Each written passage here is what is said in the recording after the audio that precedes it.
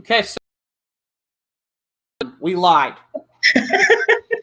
We lied. And the reason we lied is I did say that we might have some surprises along the way. And one of them was Linda Marie Miller, who was like, yeah, as soon as I'm done talking to people at Toastmasters, I'll come on by. So it was funny because Barbara and I were finishing up our post game, and Linda's like, hey, I'm available. Linda Marie's like, hey, I'm available. So we're thrilled that you're here. Congratulations. Linda has a lot of mutual friends of mine. So I gotta tell you. So let's how's it reactions? How you feeling at the moment? Obviously, congrats. Well, I am. It's overwhelming. It's an honor and it's a privilege. Mm-hmm. I'm a little shocked. I didn't watch any of the final speeches. They were actually recorded yesterday, I think, and I didn't watch any of them because this is my first contest. So all of these people that they've been in it before and they've been finalists before, and they all talk about it and they know the nuances of it. It's really intimidating, and they're all phenomenal speakers. Obviously, you know that. So it's a little intimidating, and I get a little overwhelmed, and I didn't want it to interfere with just what I was there for, which was about the message. Mm-hmm. And so I did not expect to win. I just wanted to give the message because I had the world to give it to. Yes. And so to the fact that I took a trophy as a result of that message tells me, touches my heart. And I honestly, after it was, because it was recorded beforehand, I didn't know if my speech was going to get the hook. Like, oh no, you're not going to say that on Toastmasters stage. And but I don't know all the rules of Toastmasters. I knew the rules of, if you want to win Toastmasters, stay away from controversial subjects. Don't talk politics, religion, or anything you'd see on the news. Well, I obviously didn't abide by that. And the reason that I didn't, I was inspired by something Aaron Beverly said. I saw it just in passing on a Facebook, maybe it was a Facebook stream, or he was doing something down in District 37 or something, speaking.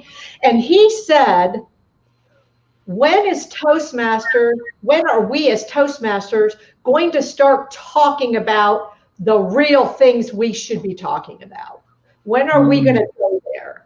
And when he said that, I thought, now that name sounds familiar. I think he won last year. So maybe it's okay. And I was gonna give the speech anyway, but I thought maybe his setting the stage kind of like that, if he's speaking like that on his own Facebook page, I don't know, he's not my Facebook friend, maybe it sets the stage for opening Toastmasters up to deeper conversations. And I think, one of the things I really love about Toastmasters, and I've only been a Toastmaster for just on 2 years, and this was my first contest ever entered, is what I really love about it is we have a platform and we have learned how to speak and use our voices. So and I don't want to say go big or go home or leave it. Let's speak about what's on our hearts. Mm-hmm. And give other people, by doing so, give other people permission to speak what's on their hearts.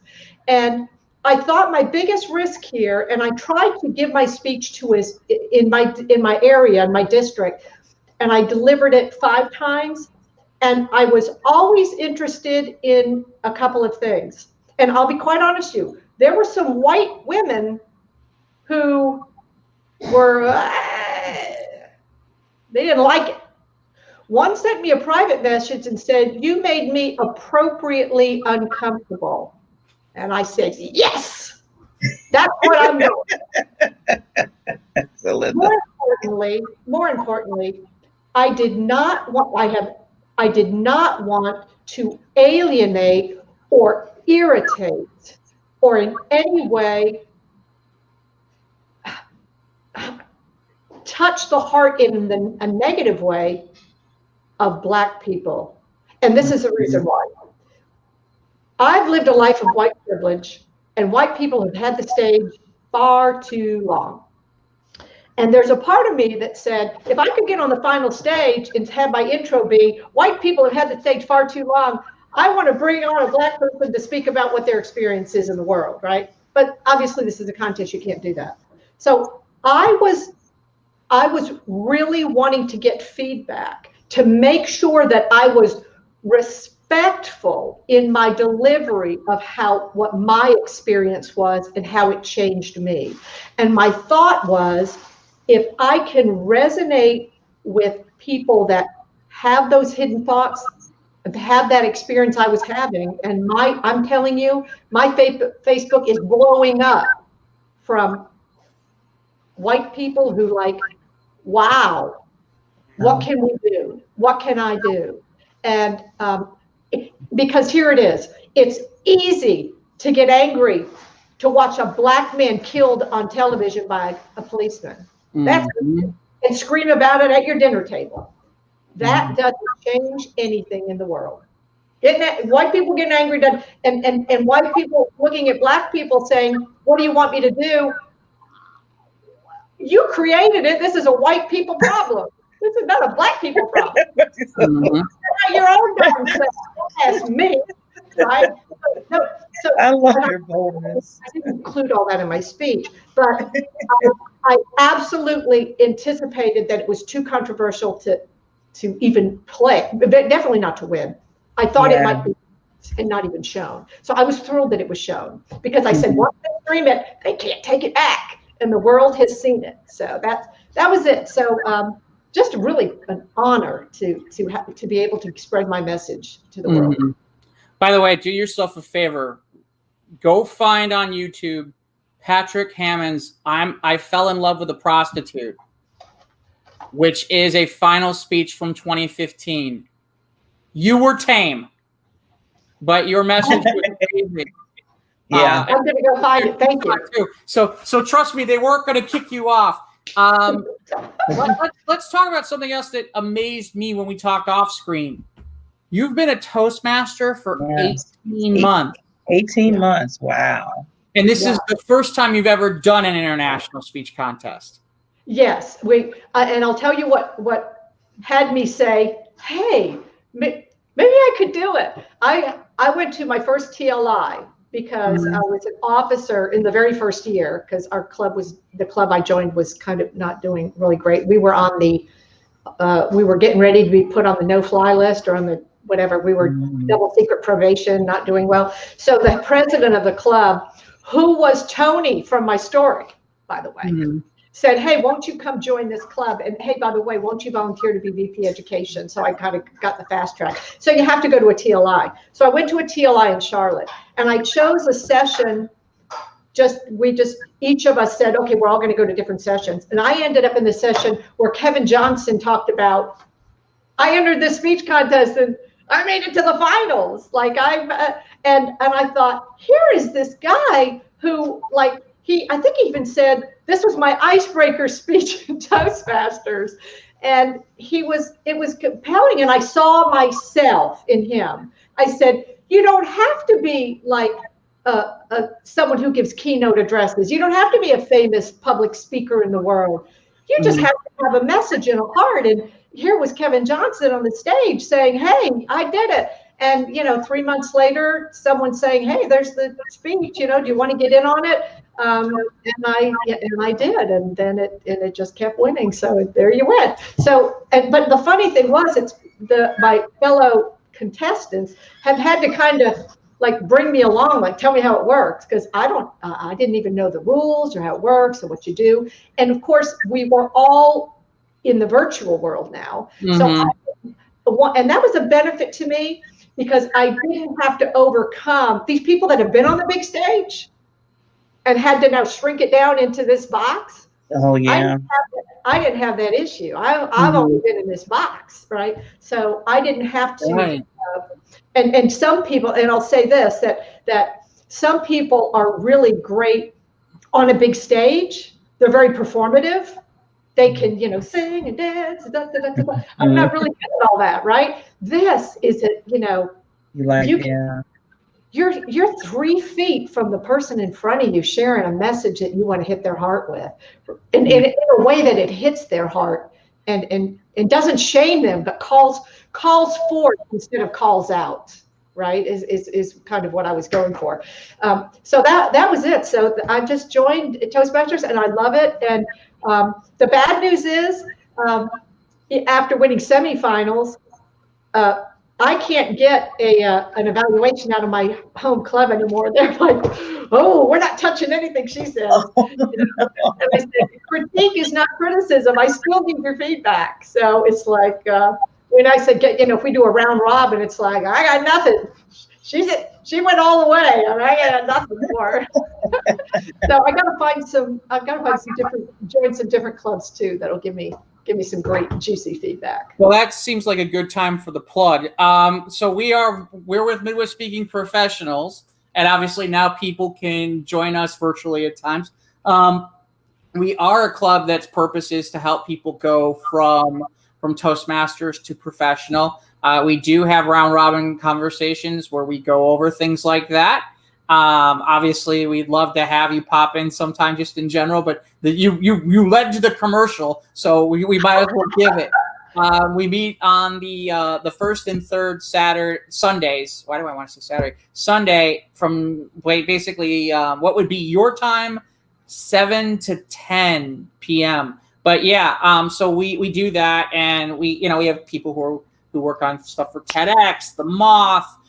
Professional presentations, Ignite, and obviously the World Championship of Public Speaking as well. We've had, as a matter of fact, one of our members is Eric Feinenhagen, who's been a finalist twice. So certainly we that's an opportunity.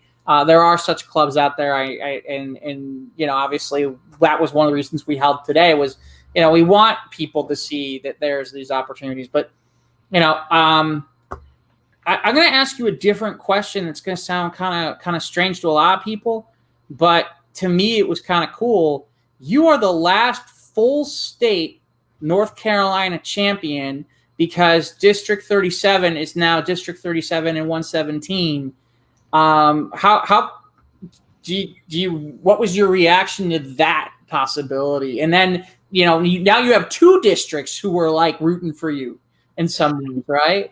Yeah, and in some cases, when I was on my way to the semifinals, I got calls from public relations people from both districts, and it's like, well, who's claiming you? What if you go all the way? Who's getting credit for this? And I had Ramona Baylor. I think she reached out to the actual international contest to say they had to find out. Because I didn't know. I said, well, I'm 117 now. I've been 117 since right. or something. And the international contest people said, no, you start District 37, you're District 37, and then now you'll be District 117 if you start the contest after the flip, which it wasn't. It was before that. So I gave a shout out in one of the Q&A sessions or in the interview sessions to both because both have been instrumental. Right. I really, some of my fiercest competition, if I ever want to do this again, followed me into District 117. So I was kind of like, I wish some of you guys were over on the other side of North Carolina. But quite honestly, I think that this win and not the win, but the platform that this is permitting me is going to keep me busy with what I'm really about in the world. So I don't know that I'm about being I'm certainly about having my club members get about this and step in. We've got some phenomenal speakers in my club. And so that's kind of what I'm about. But as far as because District 37, I only learned about when I went to a TLI last December. Before that, it's just my club, right? Sure. So I didn't realize how big Toastmasters even was until I went to the TLI, and we had a great time. So right. And it's funny because I know Kevin, and it's funny, a lot of your journey that you're talking about, when I talked to Kevin, he said a lot of the same things you did, which is I didn't know this, I didn't know that, I didn't know certain things. So let's talk about the speech. So obviously this was something that was inside of you. In terms of the formation and what you did and how you did it, was this something that was it something that you got in an evaluation? Was it something where right away you were kind of like, hey, this is how I want it to look? Like the cards obviously was the most amazing part of all. and it goes against everything in Toastmasters, everything in a contest Toastmaster thing, which is, you don't want to use props and cards and stuff like that. And there you are. And it's probably one of the most effective things I personally have seen. Yeah. So here's what it is. And it has to do with the domain, right? Because we're in this square, right? You are 3 feet from someone. Now, obviously, those cards don't play well on a stage. Mm-hmm. They look like, Vanna White cards or, somebody show something like that, right? But when you are right here in this and you are saying something with your mouth, what my intention was to give 2 speeches at once. What's coming out my mouth and what's going on inside people.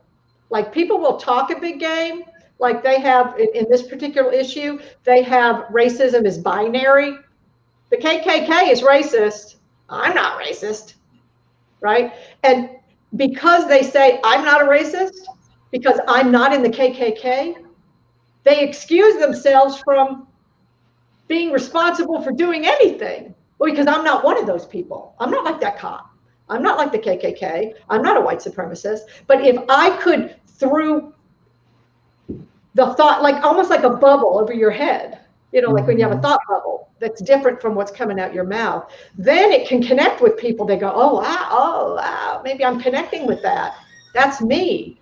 And I didn't, and so I live a life of white privilege and I have power because of that. I got to use that. I get to use that by elevating the issue, elevating the voices of Black people who can speak into it. Because one thing I cannot do and would never do is speak to the experience of Black people. I can't. I had as a white woman, because I was helping my friend Tony, I had a picture of it, because these people I'm talking to on the phone, they don't know that I'm not Black. And they're dismissive me, like, oh. And even the cop said, hey, what was he doing out at that hour of the night anyway? It was 11 o'clock at night in Orlando, Florida. What do you mean, a college boy out at 11 o'clock at night in Orlando, Florida? What would you, and I'm thinking as though it's my white son, but he knew who Michael was. And then when the Airbnb thing happened, I thought, oh my God, and later when I did talk to Tony about it, I mean, I was so upset. I was talking to my husband about it. I said, I'm getting this little sliver in this one little piece of my life. This is the life Tony lives. And I said to him, and I said, I got to share with you when all was said and done, that this happened. And he's going, yeah. So like, oh, well, that's the way it is. And I'm like, so it was such an awakening. It was such an aha. It was I am 62 years old and I've been pretending not to know all my life that as long as I've never used the N word, that I'm not a problem. Well, I am a problem. And I'm not going to be a problem anymore. So, and I'm going to help other people not be a problem. I'm going to help them step into the game and turn this around to be a world that works for everybody. Now, the issue that I had in that speech, my question in my head was, okay, this is international. Is this a America racial divide problem? Is this not going to play anywhere else in the world? If there's judges all over the world, right? Are they not going to get this? And then you see the news, you see Black Lives Matter being protested for Black Lives Matter in all these countries. And if it's not, it's either people connected with it. It could be a tribal divide. It could be a gender divide. It could be whatever it is, right? It's the same thing. It's people not seeing each other as all one. And someone said to me really recently, something that was very profound, and I've thought about it a lot. In addition to the fact there is no race but the human race, race is not the parent of racism. It is the child of racism. Racism was first, and in order to justify it, someone had to create this thing called races. But there is no biological difference between races. There's no difference between any of us. So that just was on my heart to tell it, and to tell it in a powerful way. I thought the cards would be powerful. I thought they would be, oh my gosh, she's going there. And I wanted to talk about Michael and give Michael, because Michael, I could tell you more about Michael. Was an amazing, amazing young man. And I wanted it to be a shocker when I held up the card that Michael and his dad, that Michael's black. I don't think that was a giveaway before. I don't think anybody read into that, because here's this lady all talking about this kid and doing it with Tony. And so I wanted that to land. I wanted people to hit their hearts with it. So, and in this space, I could do that. Now, in my semifinal speech, I moved around a lot and I did all this. This is just my message. This is the message right here. It's in your face. Can't get away from it. You can turn away from the computer, but you can't go anywhere else. I'm not over here dancing. I'm not looking over here. I am right here talking to your heart, to your soul, and asking you to step in, step in and step up. So as they said at a funeral quite recently that I heard, it's time to step up, suit up, and let's get into some good trouble. I like that. Jeff, can I just say something real quick? I know you're wanting more questions, Linda, regarding this, how she structures and everything. But I just want to say again that this was very, as everybody's hearing, well, some people that's listening maybe didn't hear your speech, but I know others have. But this is so good timing, Linda, that you are, like you said, you stepped up and you said to yourself, you know what? I don't care what people are going to think right now. We have a problem and we need to discuss this. And you had this platform of over many, many members and beyond to talk about this. And I just have to again, give you so much honor to that, because it's hard, because like you said, you're going to hear people and they're probably in your ear already or wherever, which I always tell Jeff, you know what? I'm done with that. We got to move forward. And I don't know, everybody knows this, and Jeff does too, because I live in Kenosha, Wisconsin, and everybody knows. Now we're like on the planet of the next thing that just happened this past Sunday with the black guy getting shot by the officers. So this is a continuing. And now in his hospital bed, paralyzed from the waist down, he is in handcuffs, shackled to a bed. And that is, I'm gonna say it. Some people might like this. That's an example of the police trying to make it look like he's a bad guy that deserved what he got. And that's all that is. It's performative. And quite honestly, a lot of the practice I had to do with this speech, especially with this week, right? I had to practice and practice and practice not to cry, because this is on my heart. And this is so real for me, as, and I'm getting older. I'm 62 years old. I have a whole lot of karma to make up for from being a privileged white lady. And not speaking up when my family was. My grandmother, we had our family reunion every year at the Woodmar Country Club, and every year for decades. And my grandmother, when the Woodmar Country Club allowed black members to join, my grandmother wanted to move that family reunion. And at that point, we talked about it. Well, we just won't go. We won't go, Well, you went, because that's where the money was. And you went, because eventually there was going to be a big, fat, juicy inheritance. And I carry that. I say, I didn't create the racist system. I didn't create this system.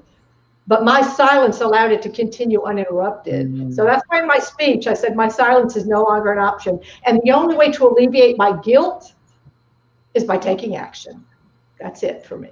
So, and I don't, and from the blowing up on my Facebook page, there are a lot of other people just like me, ready to. That is, and you know what? I was crying my eyes out when we weren't going here. Oh, I know. I ordered there, and I said, I'm going to go to Paris. But you know what? There wouldn't be 50,000 people in Paris watching my speech. That's true. My speech can go viral now. It wouldn't have gone viral. I would imagine that's the answer. Yes. Yeah. So it was perfect. It turned out just the way it was supposed to. That it's a virtual speech instead of a stage speech. Mm-hmm. Did you find, and Barbara, obviously anytime you got questions, I don't want to have my white privilege work away. So, not that it is, because she'll beat me over the head.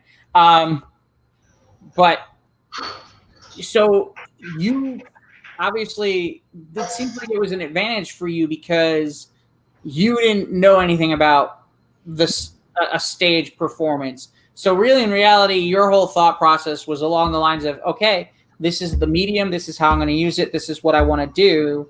And so to you, this was just what we, this was just another, I shouldn't say walk in the park, but basically, so there was, I'm sorry, I feel like I'm going 15 directions. So basically, there was no point in time where you were like, okay, I have to get up and actually present this as a regular speech. It was just the entire time it was just virtual. Yeah, I did give it, no, I never gave this one in the area. I did the experience noun verb one area. I haven't done this. No, I could. I could convert it, and I would do it with the thoughts in my head being on a screen behind me. If I was on a big stage, I'd use that kind of technology. I would do that, and I may very well. I have a feeling I've already getting some invites on Facebook. I have a feeling I'm going to get invited to give this speech a couple times more in different venues. And so that's something that I think I'm probably going to have that opportunity. But you said you asked another question up front that I wanted to answer. I've forgotten what it was now. I forgot. I'm 60. What do you want? So I mean, obviously there were a lot of. I want to give you the opportunity of the time. Obviously there were a lot of people that helped you along your journey. Are there certain people that you wanna mention or talk about or about that? Even though it's virtual, the reality is you still had people who were working with you. Yeah, absolutely. So first of all, Kevin Johnson for even putting the idea in my head. And here's a secret. He probably has no idea about that. He does now. I don't even know if he watched the speech. I don't know if you heard it or saw it or. He told me my experience noun verb one that I did at semifinals. He sent me an email message once or a text message, Facebook message, and said, "Hey, I haven't seen your speech, but somebody told me about it. Good luck at semifinals, right?" So I said to him, you kind of inspired me a little bit. I don't know if you know that. And then Kevin Snyder, who is a superstar up here in Raleigh in the virtual world, and then I had a couple of books. By Brian Wolf that I got when I first joined Toastmasters, and somebody last Saturday said, "Hey, do you want me to put together something you can practice your speech at?" And I had practiced it 3 or 4 times just at different clubs, and I said that'd be great. And then here come these heavy hitters on this call. Now I don't know who they are because I'm not in Toastmasters long. Someone who had been a prior judge once internationally, someone who won internationally before, someone who's a gesture coach, someone who's and I'm like, I thought it was just going to be a couple of people who had said a half hour to waste on a Saturday morning. And Brian Wolf was on that call, and they tore it up. Oh, they tore it up. And I did a complete rewrite like last Sunday, right before the wow. Because they said you're basically you're jumping, you're dancing around it. You're gonna go there, right? Don't try to candy coat. Don't try to work into it. And if you're gonna honor this human being, honor it and get it done. And they just opened my heart up to that. But when I got off, and Brian Wolf sent me a message on Facebook, and I saw the spelling of his last name, and I grabbed my book. I said, It's that Brian Wolf. Brian Wolf? What? And I sent a picture. I said, I have your 2 books. He says, oh, I have a 3rd one. I'll send it to you if you give me your address. But I'm like, in the presence of, and even on the interview, someone said, what prior winners did you learn from? And I'm like, I'm an idiot. I don't know them. I know Erin Beverly because I saw that. I saw Ramona because, let's face it. She's, she killed it in that speech, and she was elegant and eloquent, and it was great. And I did. You'll think this is funny, Beverly. At the in the briefing with the finalists, I took my phone and I held up. If you look at the emblem that's on the World Championship of Public Speaking page, it has Erin, it has Ramona, and then it has a blind silhouette, just a gray silhouette of a man with holding the 2020, And I said, y'all may want to think about changing that out because we've got Maureen, we've got me, we've got Lindy, and I don't plan on bombing too bad. And I sing Lindy and Maureen, and they're pretty good. You have till Saturday to get that thing switched up. So nobody assumed it's going to be a man, but they did. They assumed it was, and then of course, who very deserving. It was, and I'll tell you this because we just had the interviews with Lindy and Mike and myself, and before those started, Mike, before the camera was rolling, Mike said to me, which is something so magnanimous, and I told him it was the best trophy I could have gotten. He said when he watched my speech, because he was like me, he didn't watch any of the recorded speeches when he gave his. He said, when I watched your speech a few minutes ago and you finished, I stood up and started clapping and said, if I'm going to lose, I'm okay to lose to that. And that, there was a world championship had that to say about my speech, and that just touched my heart. So, Mike, if you're listening, thank you very much for that. I've learned a lot from him. Well, Linda, I feel like you had the advantage, and I know Jeff's probably going to hit me on this one virtually, because I know, we have a lot of people, like you said, that's been doing this, going for it, been on the big stage more than once. And then you 18 months, not really understanding all the, the little things that they do. And like you said, your heart is just there. I mean, I can see through the whole time you've been doing this, your heart's just been out there. And sometimes that can win over any type of, you need to do it this or move this way or whatever. You just did your thing. And that's what I'm loving about this is, and it gives people that might be wanting to do this hope that they can do it too. Like you said, you were like, okay, whatever. Let me compete. And you're here. Yeah. You're here. I always tell people, I always do, if I want to do a toast table topics, and if I'm at a club visiting or something, I do the table topics. I love the question. And I like to get them up there and ask the question, what are you most afraid people are going to find out about you? And it's just, because if we talk about that with each other, what we're most afraid people will find out about us, like that I think I'm a loser inside, or I think I'm about to get fired from my job and I don't know why, and I don't know what to do about it or whatever. If we start speaking in that way with each other, we're going to create a humanity that's going to rock the world, I think. So instead of just doing speeches that are all about, now of course you got to be effective and all that, but I just want to challenge people to speak their inner heart and their inner truth, and what you want to change in the world. No, you can change it. That's just really, may not be overnight, but no one ever changed the world by staying silent. So that's kind of right. Well, I can tell you this. Because we were watching the panelists that we had, all four were finalists, were watching when yours was on, and the reaction was, wow, she's totally going for it. I mean, they were, I mean, I feel bad for Mike because he won, because we spent quite a bit of time right off the bat talking about your presentation. You did, huh? what that means for the future of what you can and can't do in a contest, and that's the nice part is, and that's the part that I love is, congratulations for blowing it up, because it needed to be blowed up. It needed to be, and a lot of us have said that for a while. So, well, there's a speech I'm going to write next, and I'll go ahead and tell you the title of it, the context of it. It's called "I Can't Go Where You Won't Take Me," and it's about, if you don't feel it in your heart, then you can't take me there with you.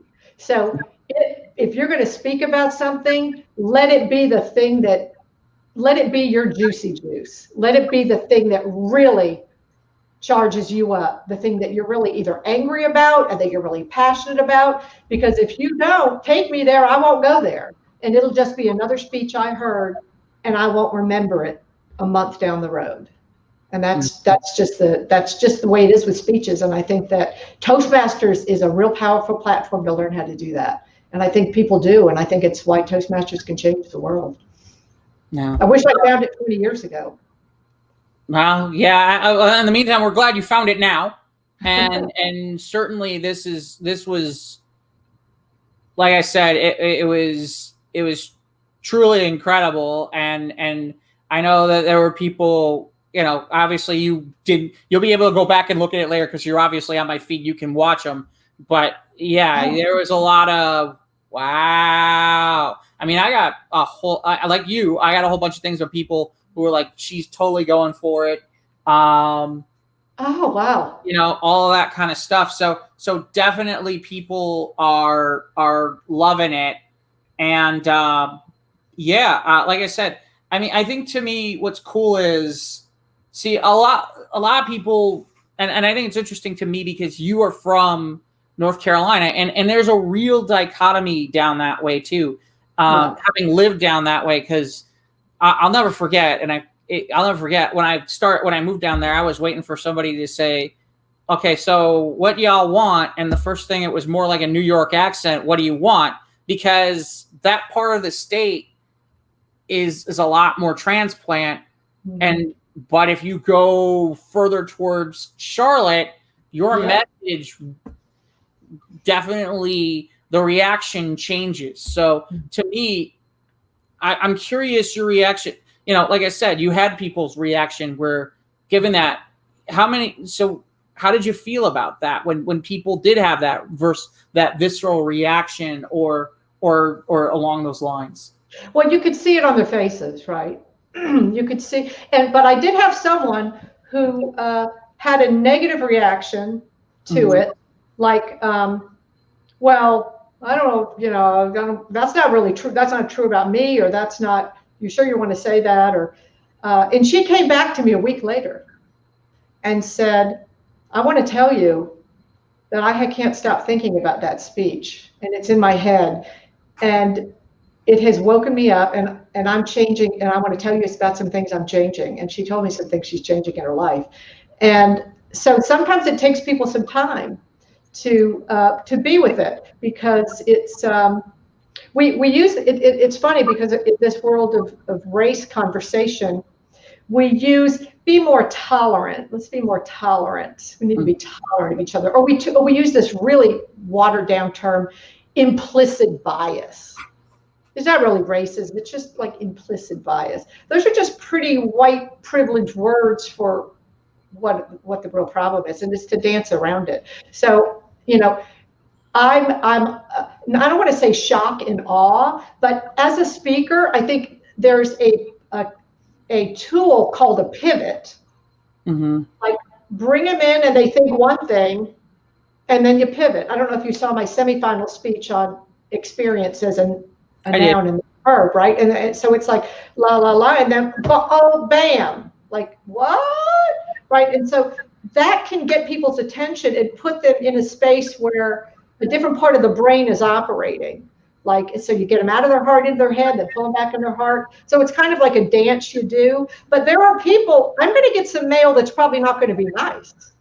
I mean, let's not kid ourselves. People are not going to like that speech. But that's just noise, and I'm not worried about it. And it could be on both sides, for all I know. So I am thrilled. I thought it's either going to create the platform that I want to create for making a conversational change in this country, or it's going to be crickets. And I'm not going to win, and they're not even going to show the speech, and it'll never be seen, and it'll just go away quietly. Either way, I'll know that I did it. Either way, I'll know I got out and. This speech is not going away. Yeah. This speech is not going away. So let's take it that route then. What would you like that you talked about your platform and where you want to go?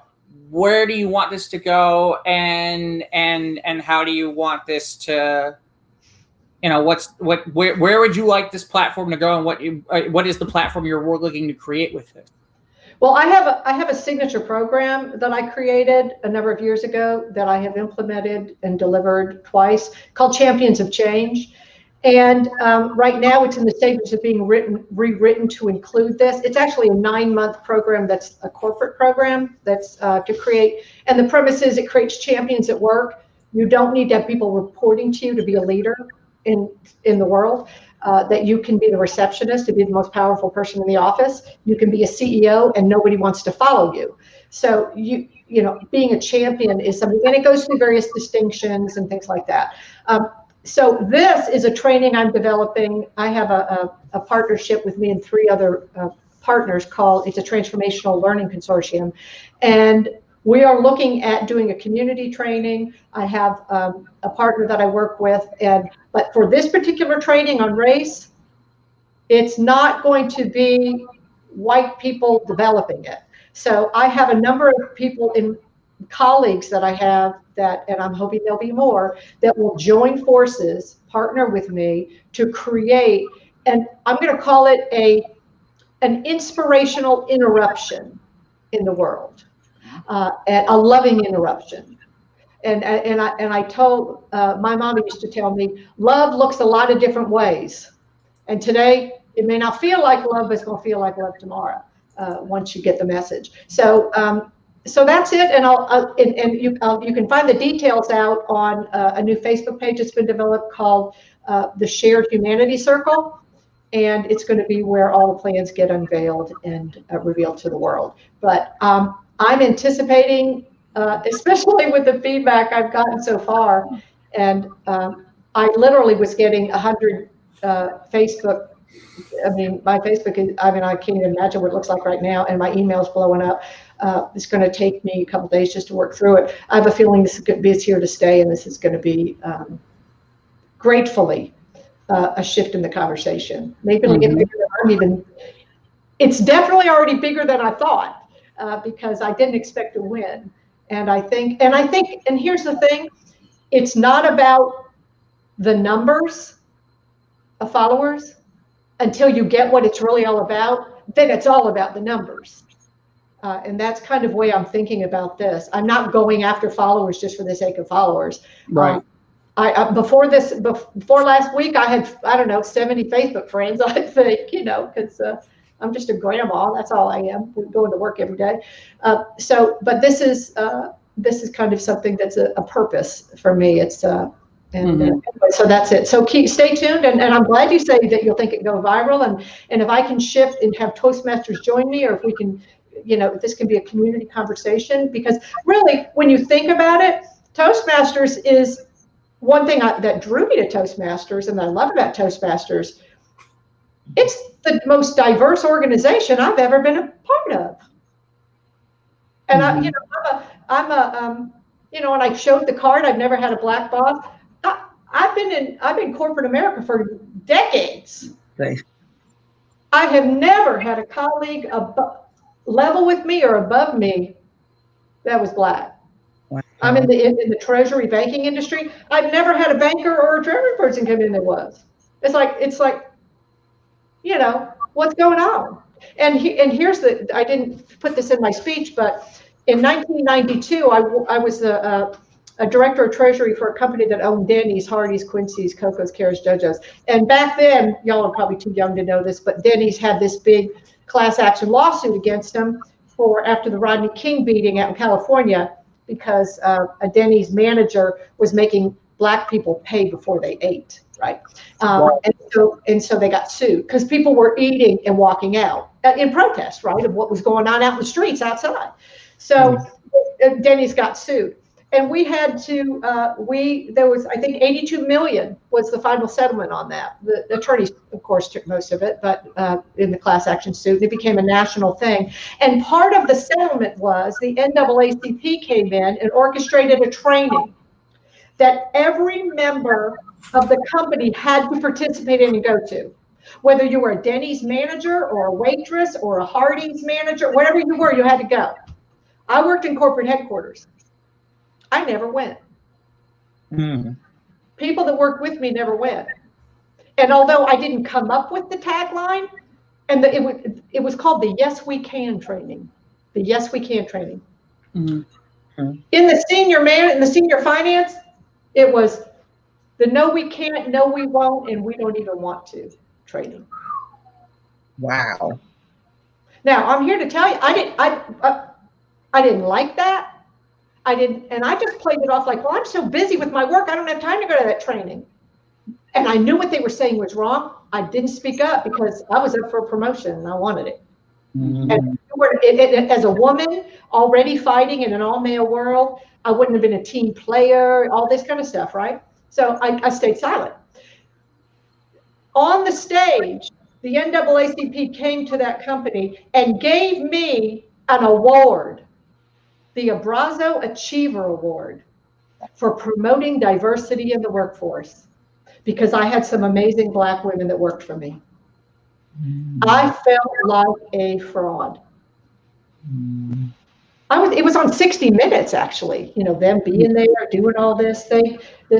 I was a fraud, but I stayed silent. Wow. Because I was a woman in a man's world trying to make it to the top. And, as a single mom and trying to do, so I have a lot to make up for. I just got a lot to make up for. And I just hope people will see my heart and my determination on this issue. So. Oh yeah. Well, just to let you know about seeing your heart and determination. I mean, I'm looking on Facebook and there's like 15 people, like 20 people, and they're like, Linda, we love you. Linda, where's your speech? Because some people didn't see it because some people are not Toastmasters. And they're like, you are so powerful. You're bold. Keep doing what you're doing. So you're getting a lot of love. Well, tell him to come be my friend on Facebook, and Toastmasters is going to send each of us our speeches.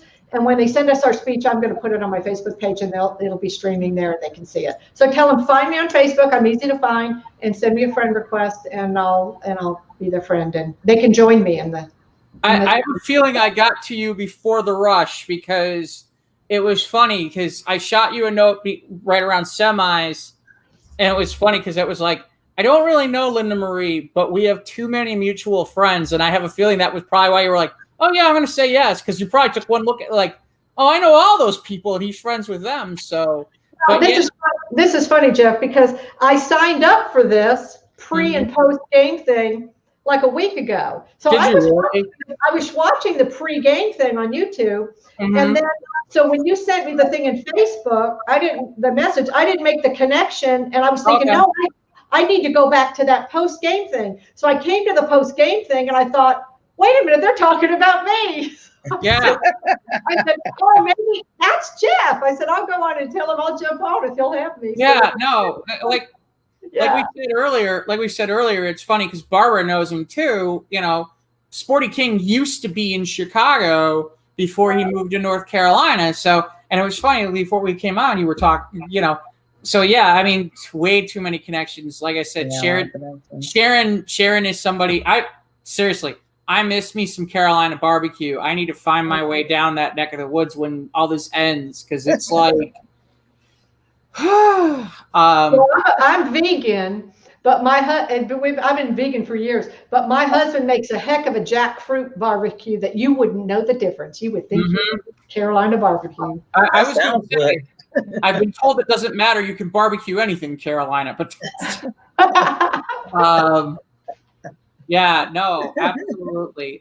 There is no more beautiful place than the Chapel Hill University of North Carolina campus on a fall or summer day. So you live in an amazing place, and there's some amazing people that are down that way, and I'm just really thankful that we were able to make this work for you today. I don't want to keep you too long, because we weren't planning on keeping you like almost 50 minutes on this. So, but we were like, I'm grateful. I'm grateful. We're grateful. I'm grateful that you would have me on. I'm honored and privileged. Thank you very much. We're honored. So we're honored. Yeah. No. Hey, you were spectacular, and just a hunch. I think Barbara will agree with me when I say this. Just a hunch.